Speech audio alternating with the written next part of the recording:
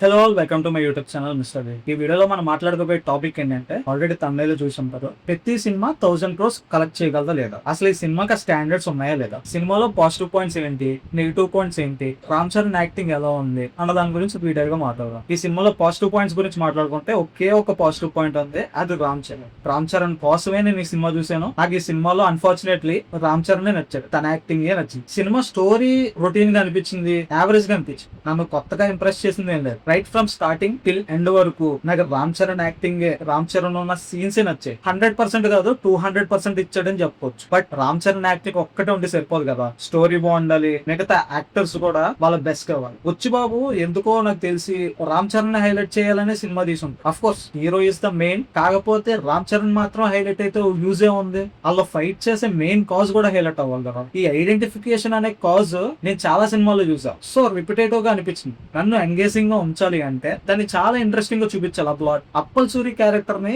Cinema release అవ్వక ముందు చాలా హైలైట్ చేశారు. జగపతి బాబు గారు ఆయన క్యారెక్టర్ ఇందులో ఒక స్పెషల్ రోల్ అన్నట్టు చెప్పారు. కానీ నేను ఫస్ట్ నుంచి డౌట్ పడతానే ఉన్నా, ఈ సినిమాలో ఫస్ట్ ఆఫ్ రాకముందే ఆయన క్యారెక్టర్ లేపేస్తారని. యాజ్ ఇట్ ఈజ్ అనుకున్నట్టే ఆయన క్యారెక్టర్ లేపేశారు. పోనీ ఏమన్నా ఆయన క్యారెక్టర్ మంచి ఇంపార్టెన్స్ ఉందా అంటే కాజ్ కి ఇంపార్టెన్స్ ఇచ్చారు. ఆయన చేసిన ఫైట్ కి ఒక కాజ్ ఉంది, కాకపోతే ఇంకా ఎక్కువ ఆయన క్యారెక్టర్ చూపించాలంటే బాగుంది. జాన్వీ కపూర్ అసలు ఈ సినిమాలో ఎందుకుందా అని, ఆ అమ్మాయి క్యారెక్టర్ లేకపోయినా ఈ సినిమాలో పెద్ద ఫరక్ ఏం పడదు. ఇదేంటి పాజిటివ్స్ అని అన్ని నెగిటివ్స్ చెప్పినాడు అనుకుంటారా? నేను ఆల్రెడీ చెప్పా, పాజిటివ్ అంటే one and only Ram Charan మాత్రం. రామ్ చరణ్ కోసం ఈ సినిమా చూసా. ఈ సినిమాని ఎవరికైనా సజెస్ట్ చేయాలన్న ఆలోచన నాకు వచ్చినా నేను రామ్ చరణ్ కోసమే సజెస్ట్ చేస్తాను సినిమా చూడమే. అంతే తప్ప సినిమాలో నాకు పెద్దగా ఇంప్రెస్ చేసిన ఎలిమెంట్స్ ఏమీ లేవు. బుచ్చుబాబు నన్ను డిసప్పాయింట్ చేశాడనే చెప్పాలి. And coming to the Janhvi Kapoor గురించి మాట్లాడుకుంటున్నాం కదా, జాన్వీ కపూర్ క్యారెక్టర్ నాకు అసలు ఎంత అంటే ఎంత కూడా వాల్యూ అని అనిపించలేదు. కొన్ని చోట్ల ఏడ్చే సీన్స్ ఉంటాయి కదా, అసలు అంటే డైరెక్ట్ రిక్వెస్ట్ చేసాడేమో కొంచెం క్యూట్ గా ఫేస్ ఎక్స్ప్రెషన్స్ పెట్టమని, చిరాకు వచ్చింది. థియేటర్ లో స్టేజ్ వెళ్ళిపోదాం అన్నట్టు అనిపించింది. ఆ ఫేస్ ఎక్స్ప్రెషన్స్ చూస్తుంటే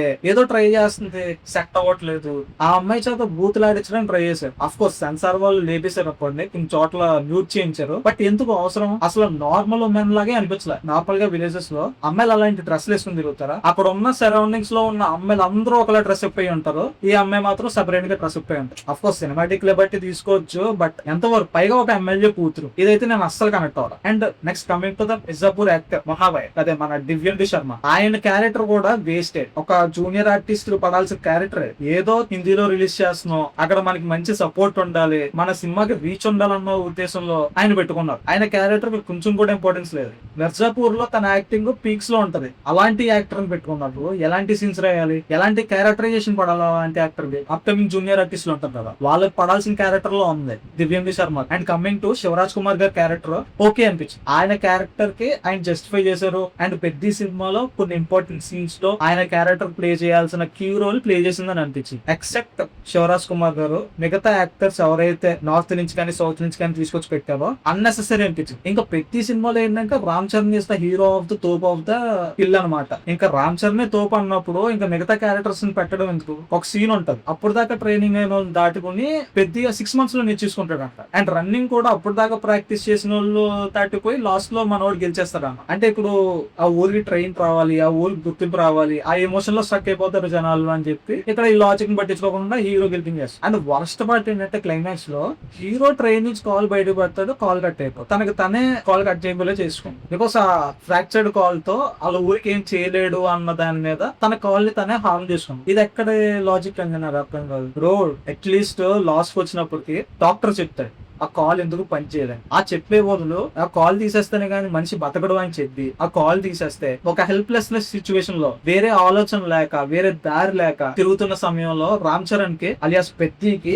ఆ రన్నింగ్ స్పోర్ట్ కనిపించి దాంట్లో గుర్తింపు తీసుకొద్దామని ప్రయత్నిస్తే కనుక అలా స్టోరీ కనుక ఉంటే డెఫినెట్లీ క్లైమాక్స్ నెక్స్ట్ లెవెల్ లో ఉండేది. 350 crores పెట్టి సినిమా తీశారు. విఎఫ్ఎక్స్ ఎంత వర్స్ట్ గా ఉందంటే కొన్ని చోట్ల క్లారిటీగా తెలిసిపోతూ ఉంటుంది విఎఫ్ఎక్స్ చాలా వర్స్ట్ గా ఉంది. North Indian actors and remaining actors ఎవరికి స్కోప్ లేదు. పెద్దిదే డైలాగు, పెద్ది వచ్చాడంటే పెద్దిదే డైలాగు, పెద్దిదే షార్ట్స్, పెద్దిదే మొత్తం అంతా అన్నట్టు ఉంటుంది. చాలా మంది జూనియర్ ఆర్టిస్టులు ఉన్నారు, వాళ్ళకి ఎక్కడ కనీసం డైలాగ్ స్కోప్ కూడా ఉండదు. సత్యాన్ని తీసుకున్నారు, అసలు సత్యాన్ని ఇంటికి ఈ సినిమాలో తీసుకున్నారో అర్థం కాల. ఒక్క డైలాగ్ ఉండదండి సినిమాలో. చెట్లీ సినిమా చూసిన తర్వాత నాకు అనిపించిన ఒకే ఒక ఒపీనియన్ ఏంటంటే సత్య రేంజ్ వేరు. ఆయన పెద్ద సినిమాల్లో కాకుండా మామూలు చిన్న సినిమాల్లో కమెడియన్ క్యారెక్టర్ లో ఫుల్ లెంత్ క్యారెక్టర్ లేకపోతే హీరో కమెడియన్ క్యారెక్టర్ చేసుకుంటే ఇంకా మంచి స్టాండర్డ్ ఉంటది. ఆయన యాక్టింగ్ స్కోప్ ఇవ్వలేదు అసలు. అర్జున్ అంబాటి ఉన్నాడు ఈ సినిమాలో, బాడీ కటప్ పెంచి చాలా కష్టపడి చేశాడు. సినిమాలో ఒక్క డైలాగ్ ఉందంటే ఆ ఒక్క డైలాగ్ కోసం అంత బాడీ పెంచాల్సిన అవసరం ఏమో నాకు అర్థం కాల. టోటల్ వేస్ట్ అంటే total waste. Cinema budget 350 crores అంటున్నారు. ఇప్పుడు ఈ సినిమా 1000 crores కలెక్ట్ చేస్తుందా లేదా అన్నది ఫైనల్ గా మాట్లాడుకుంటే 1000 crores అనేది చాలా కష్టం. మీకు దేవరా సినిమా గుర్తుందా? దేవరా సినిమా 500 crores దగ్గర ఆగిపోయింది. సో పెద్ద సినిమా కూడా ఒక 500 crores వరకు వచ్చే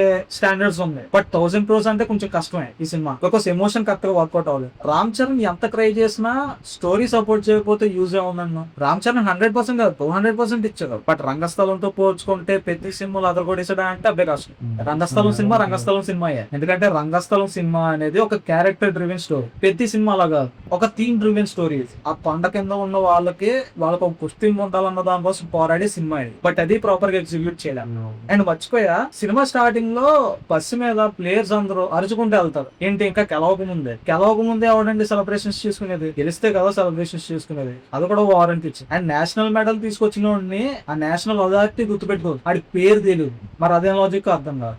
మేబీ ఒక 500 to 700 crores మధ్యలో కలెక్ట్ చేయొచ్చు. బట్ 1000 crores అనేది ఇంపాసిబుల్ అని చెప్తారు. అంత మార్కెట్ ఉందా అంటే అఫ్ కోర్స్ అంత మార్కెట్ ఉంది. 1000 crores కలెక్ట్ చేసే మార్కెట్ ఉంది. బట్ ఈ సినిమాకి అంత ఎంచిపెట్టి లేదని నేను అనుకున్నాను. మేజర్ మైనస్ ఏంటంటే చిన్న బడ్జెట్ సినిమాలని బడ్జెట్ పెంచేసి పెద్ద హీరోలు 100 కోట్లు 80 కోట్లలో తీయాల్సిన సినిమాలని 200 కోట్లు 300 కోట్లు 400 కోట్లు బడ్జెట్ పెంచేసి 100 కోట్లు తగలబోసి సినిమా అవుట్పుట్ ఏమో 100 కోట్లకు సంబంధించిన దానిలో కూడా లేకుండా మన మొహాన్ని పడిచారు. టికెట్ ప్రైస్ ఏమో 600 1000. ప్రాపర్ జస్టిఫికేషన్ ఉండదు. సినిమాలో స్టోరీ ఏం ఉండదు. క్యారెక్టర్స్ లో క్యారెక్టరైజేషన్ కొత్తదనం ఏం ఉండదు. బట్ అయినా సరే సినిమా తీసేస్తారు. సినిమా బడ్జెట్ ఏమో 400 కోట్లు 350 కోట్లు అయిపోయింది. క్యారెక్టర్ డ్రివెన్ స్టోరీ అయితేనే చాలా దోసపోతాయి. ఈ మధ్యన కమర్షియల్ సినిమాలు ఎవరు దాకట్లా. కమర్షియల్ సినిమాల్లో కూడా కొత్తదనం కోరుకున్నారు ఆడియన్స్.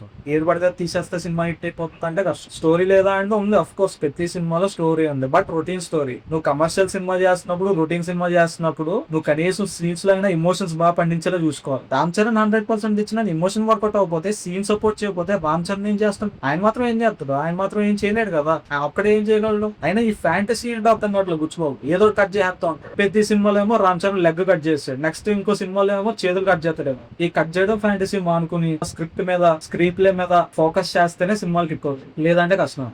సో అల్టిమేట్ అవ్వాలి. 350 crores పెట్టామంటే ఈ రేంజ్ సినిమా నేనైతే ఎక్స్పెక్ట్ చేయాలి. సలార్ సినిమా కూడా 350 crores కదా, అది 1000 crores కలెక్ట్ చేసే బొమ్మ. కాకపోతే షారుఖ్ ఖాన్ తో క్లాస్ రావడం వల్ల అది 700 crores దగ్గర ఆగిపోయింది. అంతే తప్ప అది 1000 crores కలెక్ట్ చేసే సత్తా ఉన్న బొమ్మ. మరి అలాంటి అవుట్పుట్స్ ఎందుకు వస్తున్నాయి? KGF 2 100 crores పెట్టి తీసారు, 1200 crores పైన కలెక్ట్ చేసి. It's about the ideology. Buchibabu కానీ సత్తా లేదా అని అంటలో, బట్ హ్యాండిల్ చేయలేకపోతారు. ఒక్క సినిమా హిట్ మీద సెకండ్ సినిమాకే పెద్ద హీరోలతో ఛాన్స్ ఇచ్చేసి బడ్జెట్లు ఏమో 200 కోట్లు 300 కోట్లు పెట్టేసి డైరెక్టర్ ని హ్యాండిల్ చేయమంటే డైరెక్టర్స్ హ్యాండిల్ చేయలేకపోతున్నారు. సీనియర్ డైరెక్టర్స్ కి ఇచ్చి హ్యాండిల్ చేయమంటే హ్యాండిల్ చేస్తారు. 1-2 సినిమాలు తీసిన డైరెక్టర్స్ కి ఇచ్చి పెద్ద హీరోలతో సినిమాలు తీసేయమంటే ఎలా చేస్తారు? హ్యాండిల్ చేయలేకపోతున్నారు. సో మేజర్ ప్రాబ్లం అదే. ప్రతి సినిమా ప్రాబ్లం కూడా అదే. సో నా పాయింట్ ఆఫ్ వ్యూ లో ప్రతి సినిమా 1000 crores కలెక్ట్ చేయడం అనేది impossible. Maybe 500 crores or 700 crores దగ్గర వచ్చి అయిపోవడం. సో ఇది నా ఒపీనియన్. ఈ వీడియో మీకు నచ్చితే లైక్ కొట్టండి. సినిమా అప్డేట్స్ అండ్ రివ్యూస్ కోసం మన ఛానల్ ని సబ్స్క్రైబ్ చేసుకోండి.